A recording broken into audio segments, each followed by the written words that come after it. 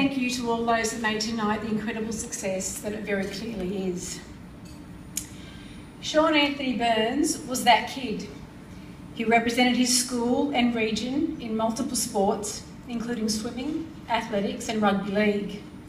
He was school captain and sportsman of the year in both primary school and high school. From a young age, he wanted to join the New South Wales Police Force, and he graduated from the Academy in Class 250 in July 1992. He served in the force for 18 years, working in Castle Hill, Blacktown, Cabramatta as part of plainclothes anti-theft team. And in September 1999, he realised a long-held career goal when he qualified for and joined the Elite Tactical Operations Unit. During his service, Sean was awarded the National Medal in First Class and was the recipient of 3 separate Commander's Commendations in recognition of his dedication and devotion to duty. Upon leaving the police force, he went on to complete tertiary studies in sports science and strength and conditioning, working his way up from training the under-20s at Cronulla Sharks NRL club to first grade with the West Tigers, and when he passed, he was the head strength and conditioning coach at Parramatta Eels. When Sean died in 2012, I was determined to preserve and commemorate his memory. New South Wales Police Legacy is an organisation that within days of Sean's passing had reached out to see what support they could give, both financially and emotionally, even though he'd been out of the force for several years. This support continues to this day. To those of us not in the police force, financially supporting New South Wales Police Legacy is a way of giving back to those that do the job that we choose not to, and is, in my opinion, very underrated and undervalued. The Sean Burns Memorial Scholarships were introduced last year and are awarded as financial support to children of deceased officers who have demonstrated exceptional sporting ability. I'm extremely grateful to New South Wales Police Legacy for not only administering the scholarships, but for embracing them in the way that they have.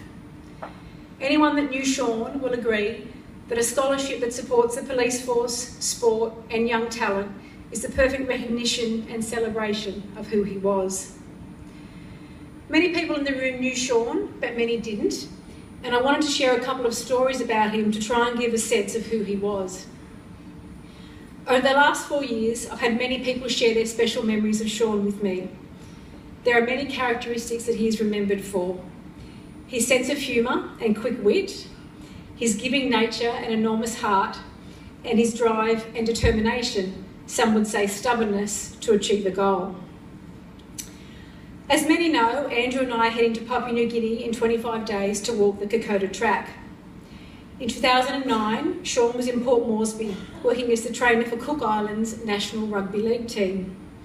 In his time there, he came across the family that was just on the screen that were living under the grandstand at the ground where the games were being played. This family had only the clothes they were standing in, and Sean was incredibly touched and saddened by this. He immediately passed the hat around to raise money for them and also organised clothes and other goods to be provided to them. I remember him messaging me at the time as he was so emotional about it. He felt things like this so deeply, though most would never have known how soft and sentimental he really was. It was during his time at Port Moresby that he decided on a day off between games that he'd put a backpack on and see how far he could get along the Kokoda track just for fun. And that's actually the Facebook post that he posted on that morning. He set off early and he trekked for 16 hours, although sadly I cannot recall how far he actually got. This was typical Sean. Just get out there and do it and take challenges head on.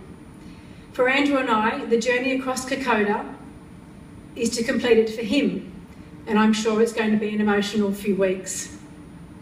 A few thank yous to every single person in this room, to those that have travelled from all corners of the country to be here, to the 52 companies and individuals that have donated items for tonight.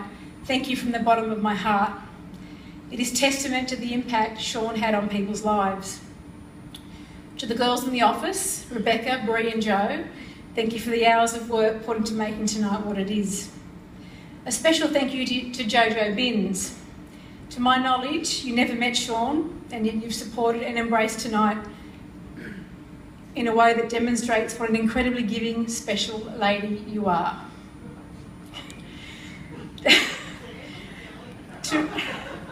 To my amazing children, Zach and Mads, who remind me every day that life must go on. You've had to grow up so quickly over the last 4 years, and I'm so proud of the young adults you are, and I've absolutely no doubt that Uncle Sean would have thought you were both awesome and have taken credit for that fact too, I'm sure. To my darling Andrew, the last 4 years have been so challenging and we have been tested in a multitude of ways. But like a rare diamond, strong marriages are forged under pressure.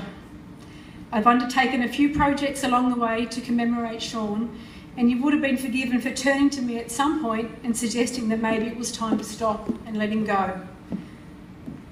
But you never have. You've jumped on board wholeheartedly every single time because you knew that these have been the things that have healed and helped me the most. I love you so much and I thank you for loving me.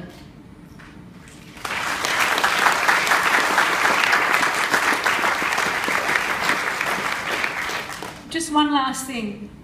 I know without any doubt that Sean would have loved these scholarships and the support of New South Wales Police Legacy, and I know he's watching down on us tonight. He would have loved tonight because he would want us all to remember him not for the way in which he died, but for the way that he lived. And boy, did he live. Thank you.